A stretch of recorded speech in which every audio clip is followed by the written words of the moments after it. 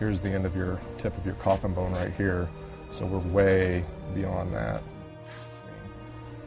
All it needs is pulled, whatever it is, pull it, and I wouldn't even worry about bandaging it or putting anything on it to bring anything out, because it doesn't seem like it's going too far in there. Cool.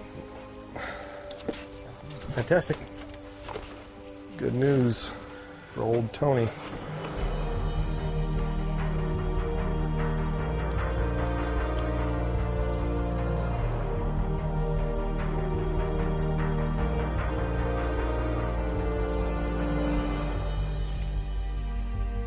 Anytime you come across what you think is a nail in the hoof, it's the right thing to do to call a vet to get digital x-rays or x-rays taken to see how far it goes into the foot and see whether the coffin bone is involved or not. Because if the coffin bone was involved, then you're looking at sending the horse in and having them curette, and they have to go and curette the bone out. And then you have to deal with infection. So you would go on a course of antibiotics and anti-inflammatories at that point once they curette it all out. You did exactly the right thing. Okay. He's good to go. Better? I feel much better now.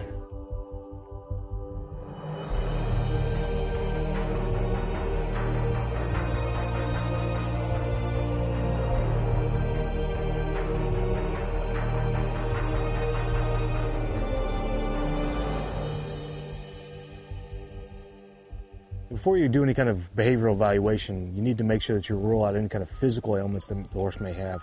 Contact a vet and make sure that there's no underlying problem that could be causing that behavior to be expressed.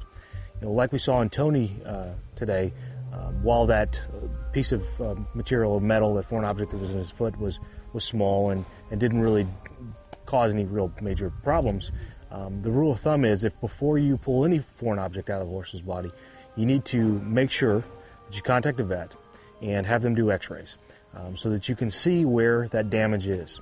Because if once you pull that nail out, it's pretty much gone. You won't be able to see, especially in the hoof, how far it was up in the foot and what structures were damaged at that point in time. So, tell you what, let me go out, get Tony back out and do my evaluation for his basic behavioral problems, and we'll do that next.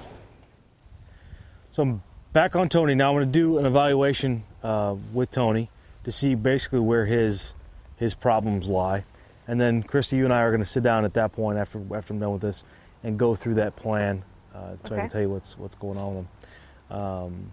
I can pretty much tell you what's wrong with him, but I'm just going to make sure. Okay. So it's going to be real quick. So, all right. So I'm going to try to just basically walk trot. Since I know that he's trying to buck at the lope.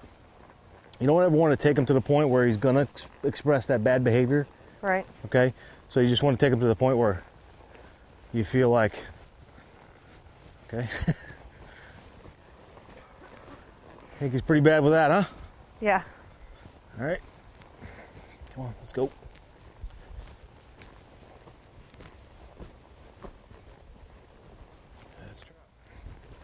All right. So he's pretty dead-sided.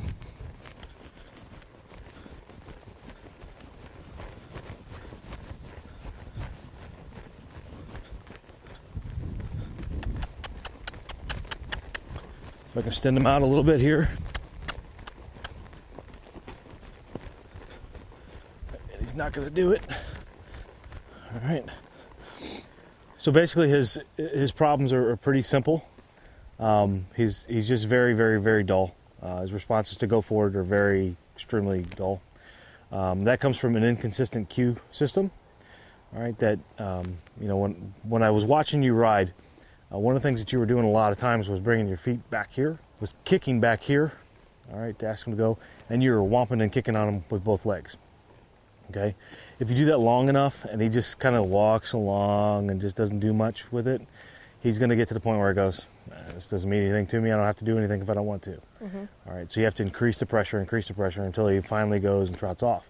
He's got his head up a lot of times, his nose is popped out. His lightness is not very good.